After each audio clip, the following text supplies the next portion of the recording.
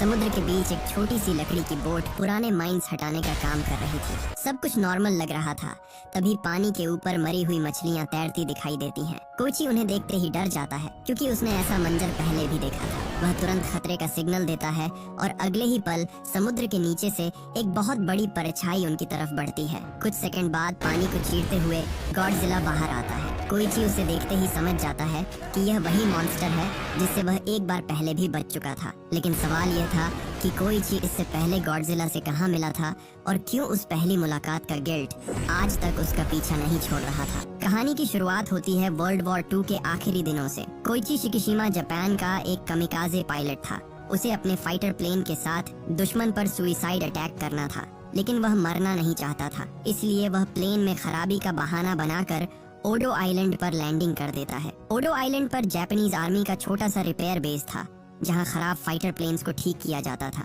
वहां मौजूद मैकेनिक्स का हेड तचिबाना था। वह कोइची के प्लेन को चेक करते ही समझ जाता है कि प्लेन में कोई बड़ी खराबी नहीं है। कोइची बस मिशन से बचने के लिए यहाँ आया था। तचिबाना ये बात साफ साफ नहीं कहता, लेकिन उसके चेहरे से कोइची को अंदाजा हो जाता है कि उसका झूठ पकड़ा जा चुका है। रात होने तक कोइची उसी आइलैंड पर रुक जाता है। अचानक आइलैंड पर सायरन बजने लगता है। सारे सोल्जर्स और मैकेनिक्स बाहर भागते हैं। तचिबाना सर्च लाइट को समुद्र की तरफ घुमाने के लिए कहता है। जैसे ही रोशनी पानी पर पड़ती है, सब लोग वहीं रुक जाते हैं। समुद्र से एक बहुत बड़ा क्रीचर बाहर आ रहा था। वह गॉडजिला था। गॉडजिला पहले लाइट टावर को तोड़ता है और फिर बेस की तरफ बढ़ने लगता है। सोल्जर्स उस पर फायरिंग शुरू कर देते हैं, लेकिन बुलेट्स का उस पर कोई असर नहीं होता। उल्टा वह और ज्यादा भड़क जाता है। ताचिबाना समझ जाता है कि नॉर्मल गन से उसे रोकना मुश्किल है। तभी उसकी नजर कोइची के फाइटर प्लेन पर जाती है। उस प्लेन में मशीन गन्स लगी हुई थी। वह कोइची से कहता है कि अगर वह प्लेन की गन चला दे तो शायद गॉडजिला को कुछ देर के लिए रोका जा सकता है और बाकी लोग बच सकते हैं। कोइची धीरे धीरे प्लेन की तरफ जाता है।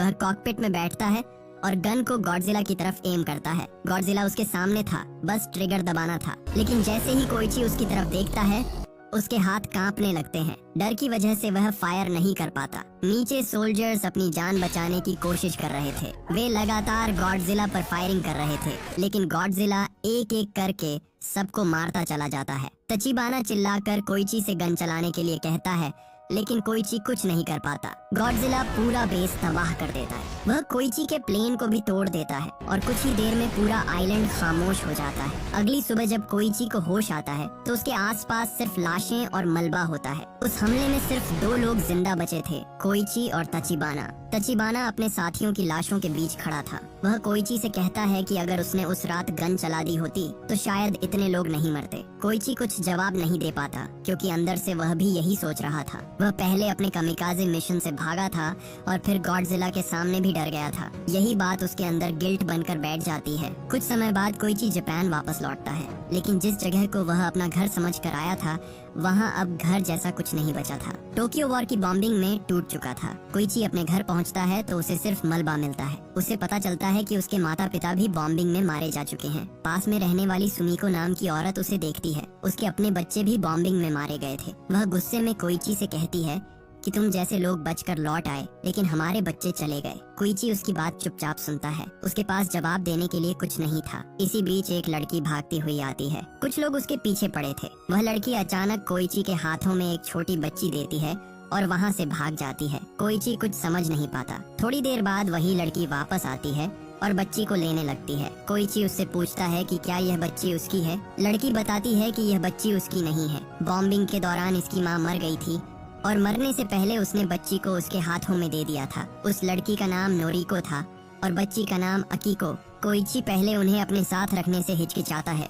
क्योंकि उसके पास खुद खाने रहने का सही इंतजाम नहीं था। लेकिन नोरिको और अकीको की हालत देखकर वह उन्हें अपने टूटे हुए घर में रुकने देता है। शुरुआत में ये तीनों कोई फैमिली नहीं थे, लेकिन धीरे धीरे उनके बीच रिश्ता बनने लगता है। कोइची काम ढूंढने निकलता है, नोरिको घर संभालती है और सुमिको भी धीरे धीरे अकीको का ख्याल रखने लगती है। वही सुमिको जो पहले कोइची को कावर्ड कहती थी, अब बच्ची के लिए उसके घर आने जाने लगी थी। एक दिन कोइची को समुद्र में वॉर के दौरान बिछाए गए माइंस हटाने का काम मिलता है। काम बहुत खतरनाक था, लेकिन पैसे अच्छे मिल रहे थे। नोरिको उसे रोकती है, पर कोइची जानता था कि अगर पैसे नहीं आए तो घर चलाना मुश्किल हो जाएगा। अगले दिन वह एक छोटी वुडन बोट पर पहुंचता है। वहां उसकी मुलाकात कैप्टन अकित्सु, डॉक्टर नोडा और यंग क्रू मेंबर मिजुशिमा से होती है। बोट लकड़ी की बनी थी क्योंकि समुद्र में मैग्नेटिक माइंस मौजूद थीं। अगर आयरन शिप वहां जाता तो माइन उससे अट्रैक्ट होकर फट सकती थी। नोडा उसे समझाता है कि उनका काम माइंस को सरफेस पर लाकर सेफ डिस्टेंस से शूट करके ब्लास्ट करना है। कुछ देर बाद एक माइन पानी के ऊपर आती है। क्रू उसे शूट करने की कोशिश करता है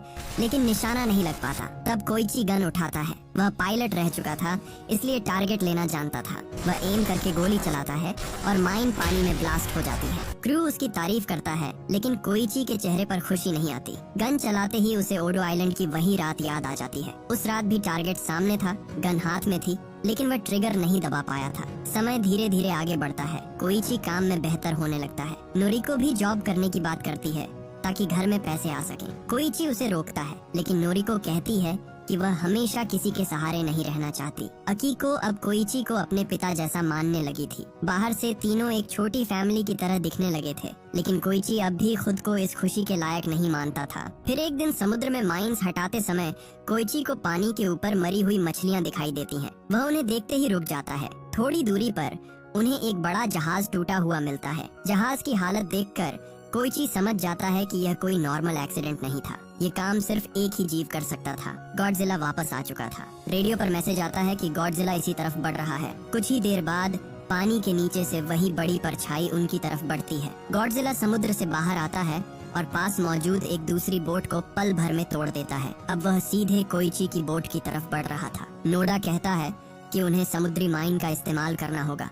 क्रू जल्दी से एक माइन पानी में छोड़ता है। माइन गॉडजिला के शरीर से टकराकर ब्लास्ट होती है, लेकिन उसका घाव कुछ ही सेकंड में अपने आप भरने लगता है। अब गॉडजिला बोट के बिल्कुल करीब आ चुका था। वे लोग एक और माइन पानी में छोड़ते हैं। गॉडजिला उसे अपने मुंह में पकड़ लेता है। अकित्सु ट्रिगर दबाता है, लेकिन इस बार ब्लास्ट नहीं होता। वायर डैमेज हो चुकी थी। बोट पर मौजूद सभी लोग जम जाते हैं। गॉडजिला के मुंह में माइन थी, लेकिन वह किसी भी समय बोट को खत्म कर सकता था। कोइची जल्दी से गन उठाता है। वह जल्दी से एम करता है और गोली चला देता है। गोली सीधी गॉडजिला के मुंह में फंसी माइन पर लगती है। अगले ही पल उसके मुंह के अंदर जोरदार ब्लास्ट होता है। धमाके की वजह से गॉडजिला पीछे की तरफ गिरता है। उसका चेहरा बुरी तरह घायल हो चुका था। बोट पर मौजूद सभी लोग कुछ पल के लिए राहत की सांस लेते हैं। मिजुशिमा को लगता है कि शायद गॉडजिला मर गया, लेकिन कोइची की नजर अभी भी उसी पर थी। वह देखता है कि गॉडजिला का घाव धीरे धीरे अपने आप भरने लगा है। कुछ ही देर में गॉडजिला फिर से उठ जाता है। अब बोट पर मौजूद लोगों को समझ आ जाता है कि वे उसे ज्यादा देर तक रोक नहीं पाएंगे।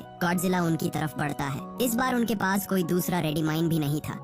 तभी दूर से समुद्र में बड़ी तोपों की आवाज आती है। सब लोग पीछे मुड़कर देखते हैं। तकाओ वॉरशिप वहां पहुंच चुका था। उसकी बड़ी गन्स गॉडजिला की तरफ घूमती है और फिर उस पर लगातार हमला शुरू हो जाता है। एक के बाद एक हेवी शेल्स गॉडजिला से टकराते हैं। समुद्र में बड़ी लहरें उठती हैं और गॉडजिला कुछ देर के लिए पीछे हटता दिखाई देता है। कोइची और उसकी टीम अपनी छोटी बोट से यह सब देख रहे थे। मिजुशिमा को लगता है कि इस बार सच में गॉडजिला खत्म हो जाएगा, लेकिन कोइची चुप था। उसे पता था कि यह मॉन्स्टर इतनी आसानी से नहीं रुकने वाला। कुछ ही पल बाद समुद्र के अंदर से नीली रोशनी चमकने लगती है। गॉडजिला पानी के नीचे से ऊपर उठता है। गॉडजिला अपना एटॉमिक ब्रेथ छोड़ता है। नीली रोशनी सीधी वॉरशिप से टकराती है और अगले ही पल तकाओ आग और धुएं में गायब हो जाता है। कोइची अपनी आंखों के सामने वह बड़ा जहाज टूटते हुए देखता रह जाता है। कुछ देर बाद गॉडजिला समुद्र में खड़ा होकर दहाड़ता है और फिर धीरे धीरे जापान की तरफ बढ़ जाता है। रात को कोइची घर लौटता है। नोरिको उसे देखते ही समझ जाती है कि समुद्र में कुछ बड़ा हुआ है। वह उससे पूछती है कि वहाँ क्या हुआ था।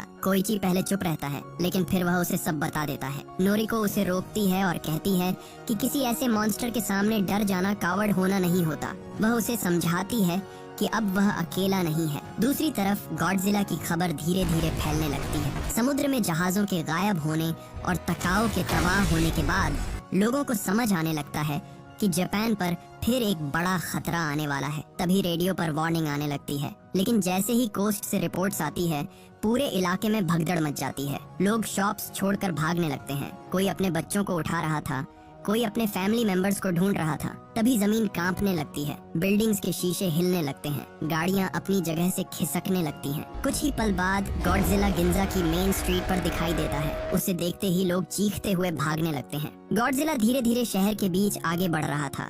उसके हर कदम के नीचे सड़क टूट रही थी, गाड़ियां दब रही थीं और बिल्डिंग्स के हिस्से नीचे गिर रहे थे। नोरिको जिस ट्रेन में निकलने की कोशिश कर रही थी, गॉडजिला उसी तरफ बढ़ता है। ट्रेन में बैठे लोग खिड़कियों से बाहर देखकर घबरा जाते हैं। ड्राइवर ट्रेन आगे बढ़ाने की कोशिश करता है, लेकिन गॉडजिला बहुत करीब आ चुका था। अगले ही पल गॉडजिला ट्रेन को अपने मुंह से पकड़कर उठा लेता है। अंदर बैठे लोग इधर उधर गिरने लगते हैं। नोरिको भी बैलेंस खो देती है, लेकिन किसी तरह एक पाइप पकड़कर लटक जाती है। नीचे टूटे हुए ट्रैक्स और पानी था। अगर उसका हाथ छूटता तो बचना मुश्किल था। दोनों किसी तरह वहाँ से हटते हैं। कुछ पल के लिए नोरिको उसे देखकर राहत महसूस करती है, लेकिन गॉडजिला अब सिटी के और अंदर आ चुका था। जापानीज फोर्सेस टैंक्स और गन्स से उस पर अटैक करती है, लेकिन गॉडजिला रुकता नहीं। बुलेट्स और शेल्स उसके शरीर से टकराते हैं, लेकिन उसका असर सिर्फ इतना होता है कि वह और आगे बढ़ जाता है। कोइची और नोरिको भीड़ के साथ भाग रहे थे। तभी गॉडजिला अचानक रुकता है। उसकी पीठ की स्पाइन्स नीली रोशनी से चमकने लगती है। कोइची तुरंत समझ जाता है कि वही अटैक होने वाला है जिसने तकाओ वॉरशिप को खत्म कर दिया था। वह नोरिको का हाथ पकड़कर तेजी से भागता है। गॉडजिला अपना एटॉमिक ब्रेथ चार्ज करता है। कुछ सेकंड के लिए पूरा माहौल जैसे रुक जाता है। फिर नीली रोशनी शहर को चीरती हुई आगे बढ़ती है और अगले ही पल बड़ा ब्लास्ट होता है। पूरा गिंजा आग, धुएं और धूल में ढक जाता है। बिल्डिंग्स गिरने लगती है और सड़क पर भाग रहे लोग शॉकवेव में दूर जा गिरते हैं। लेकिन उसी पल नोरिको उसे जोर से धक्का देती है। कोइची एक तरफ गिर जाता है और ब्लास्ट की लहर नोरिको को अपने साथ ले जाती है। कुछ सेकंड तक कोइची कुछ समझ ही नहीं पाता। धुआं थोड़ा हटता है तो वह नोरिको को ढूंढने लगता है। वह बार बार उसका नाम पुकारता है, लेकिन वहाँ सिर्फ मलबा, धूल और लोगों की आवाजें थीं। गॉडजिला शहर के बीच दहाड़ता है और फिर धीरे धीरे समुद्र की तरफ लौट जाता है। कुछ समय बाद गिंजा की तबाही की खबर पूरे जापान में फैल जाती है, लेकिन कोइची के लिए इस तबाही का मतलब सिर्फ नोरिको थी। घर लौटने पर अकीको उससे नोरिको के बारे में पूछती है। कोइची उसके सामने कुछ बोल नहीं पाता। नोडा उसे मीटिंग में लेकर जाता है, जहां पुराने नेवी ऑफिसर्स, इंजीनियर्स और कुछ सिविलियंस मौजूद थे। कैप्टन आकित्सु और मिजुशिमा भी वहां थे। नोडा सभी को समझाता है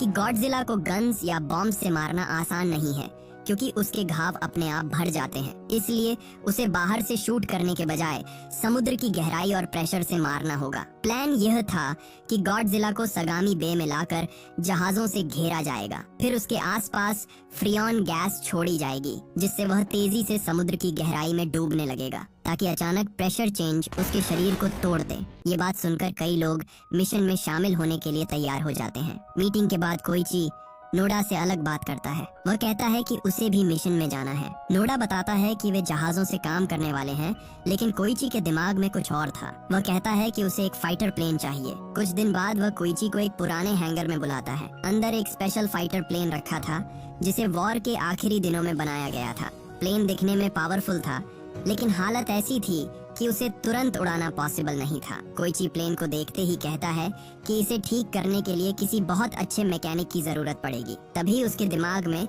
सिर्फ एक नाम आता है, ताचिबाना। वही आदमी जो ओडो आइलैंड पर रिपेयर बेस का हेड था, वही ताचिबाना जिसने गॉडजिला के हमले के बाद कोइची को अपने साथियों की मौत का जिम्मेदार माना था। वह उसे ढूंढना शुरू करता है। पुराने कॉन्टैक्ट्स, मिलिट्री रिकॉर्ड्स और अलग अलग मैसेजेस के जरिए आखिरकार उसे ताचिबाना मिल जाता है। जैसे ही ताचिबाना कोइची को देखता है, उसका पुराना गुस्सा फिर बाहर आ जाता है। वह कोइची पर टूट पड़ता है और उसे मारने लगता है। कोइची उसे रोकने की कोशिश नहीं करता, क्योंकि अंदर से वह खुद भी वही बात मानता था। कुछ देर बाद कोइची उसे बताता है कि गॉडजिला फिर लौट आया है। कोइची कहता है कि उसे एक फाइटर प्लेन चाहिए, ताकि वह गॉडजिला को सी ट्रैप तक लेकर जा सके। ताचिबाना पहले मना कर देता है, लेकिन फिर उसे अपने मरे हुए साथियों की याद आती है। उसे समझ आता है कि गॉडजिला को रोकना सिर्फ कोइची की लड़ाई नहीं है, यह उन सभी लोगों की लड़ाई है जिन्हें गॉडजिला ने उनसे छीन लिया था। गैराज में प्लेन पर काम शुरू हो जाता है। ताचिबाना इंजन चेक करता है, कंट्रोल्स ठीक करता है और प्लेन को मिशन के लिए रेडी करने लगता है। कोइची हर दिन वहाँ आता है और चुपचाप उस प्लेन को देखता रहता है। उसके मन में शायद यही चल रहा था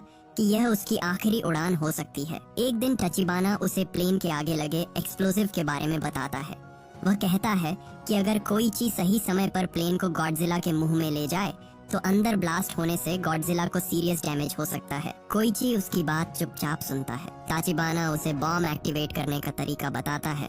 दूसरी तरफ मिशन की तैयारी तेजी से चल रही थी। पुराने जहाजों पर केबल्स लगाए जा रहे थे। फ्रियॉन गैस सिलेंडर्स चेक किए जा रहे थे। इंजीनियर्स हर छोटी चीज दोबारा देख रहे थे, क्योंकि सब जानते थे कि अगर एक भी मिस्टेक हुई तो गॉडजिला किसी को मौका नहीं देगा। मिजुशिमा भी मिशन में जाना चाहता था। वह यंग था और खुद को साबित करना चाहता था, लेकिन अकित्सु उसे साथ ले जाने से मना कर देता है। वह कहता है कि यह लड़ाई उन लोगों की है जो वॉर देख चुके हैं। मिजुशिमा की उम्र अभी मरने की नहीं है, उसे जिंदा रहना चाहिए। मिजुशिमा गुस्सा होता है, लेकिन अकित्सु उसकी बात नहीं मानता। सुबह होने से पहले कोइची गराज पहुंचता है। प्लेन पूरी तरह रेडी था। कोइची कॉकपिट में नोरिको की तस्वीर रखता है। तचिबाना आखिरी बार प्लेन चेक करता है, फिर वह कोइची को सैल्यूट करता है। कोइची भी उसे सैल्यूट करता है। इस बार उसके चेहरे पर डर था, लेकिन वह डर उसे रोक नहीं रहा था। उधर समुद्र में अकित्सु, नोडा और बाकी शिप्स अपनी पोजीशंस लेने के लिए निकल चुके थे। सभी लोग जानते थे कि गॉडजिला कभी भी सामने आ सकता है। कुछ देर बाद पोर्ट के पास पानी में हलचल शुरू होती है।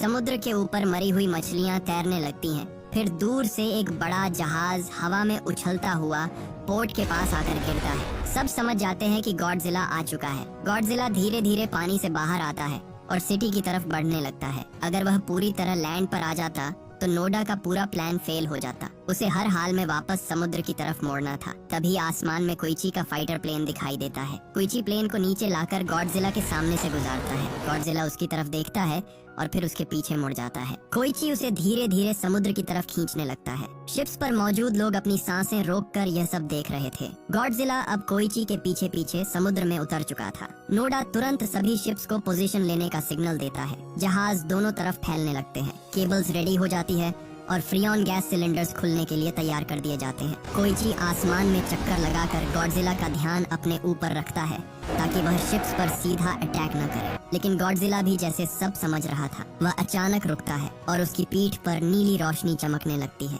नोडा और अकित्सु समझ जाते हैं कि गॉडजिला दोबारा एटॉमिक ब्रेथ चार्ज कर रहा है। शिप्स पर मौजूद लोगों के पास अब बचने का कोई रास्ता नहीं था। अगर यह अटैक चला तो पूरा ऑपरेशन यही खत्म हो जाता। कोइची आसमान से यह सब देख रहा था। उसका फाइटर प्लेन अभी भी गॉडजिला के ऊपर घूम रहा था। उसके सामने दो रास्ते थे। वह वापस लौट सकता था या फिर गॉडजिला को रोकने के लिए आखिरी हमला कर सकता था। उसकी नजर कॉकपिट में लगी नोरिको की तस्वीर पर जाती है। फिर उसे अकीको याद आती है। कोइची प्लेन को मोड़ता है और सीधा गॉडजिला के खुले हुए मुंह की तरफ बढ़ने लगता है। शिप्स पर मौजूद लोग रेडियो पर उसे रोकने की कोशिश करते हैं। अकित्सु चिल्लाकर कहता है कि वह ऐसा न करे। नोडा भी उसे वापस मुड़ने के लिए कहता है, लेकिन कोइची अब फैसला कर चुका था। गॉडजिला एटॉमिक ब्रेथ छोड़ने ही वाला था। कोइची प्लेन की स्पीड बढ़ाता है, बॉम्ब एक्टिवेट करता है और सीधा गॉडजिला के मुंह की तरफ चला जाता है। सबको लगता है कि कोइची खुद को सैक्रिफाइस करने जा रहा है। गॉडजिला का मुंह खुला था और उसकी एटॉमिक एनर्जी अंदर जमा हो रही थी। अगले ही पल कोइची का प्लेन उसके मुंह में जा घुसता है। जोरदार ब्लास्ट होता है। प्लेन में लगा एक्सप्लोसिव गॉडजिला के मुंह के अंदर फटता है। उसी समय उसकी एटॉमिक एनर्जी भी उल्टी उसी के अंदर फैल जाती है। धमाके की वजह से गॉडजिला का सिर और शरीर टूटने लगता है। समुद्र के ऊपर पानी और धुएं की बड़ी दीवार उठती है। कुछ पल के लिए किसी को कुछ दिखाई नहीं देता।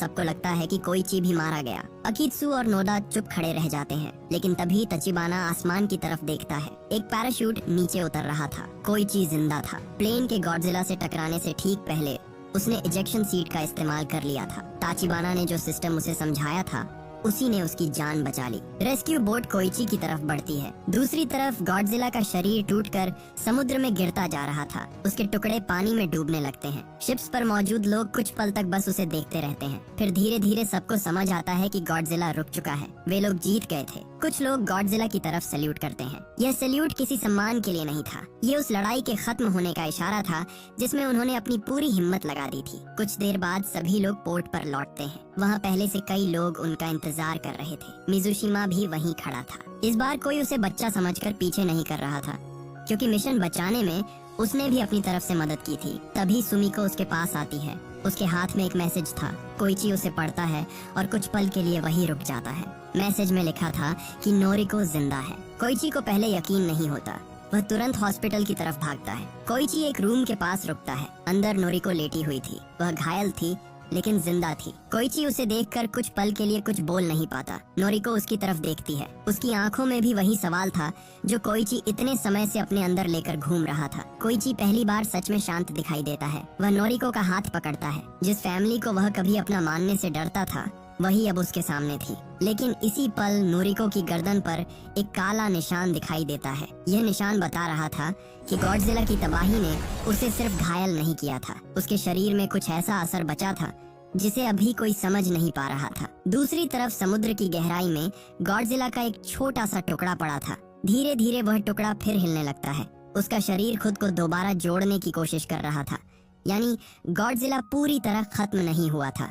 कोइची और बाकी लोगों ने उस दिन जापान को बचा लिया था। कोइची ने अपने गेट से भागना बंद कर दिया था, लेकिन समुद्र की गहराई में छिपा वह छोटा सा निशान बता रहा था कि गॉडजिला की कहानी शायद अभी खत्म नहीं हुई। इसी सस्पेंस के साथ फिल्म की कहानी खत्म होती है।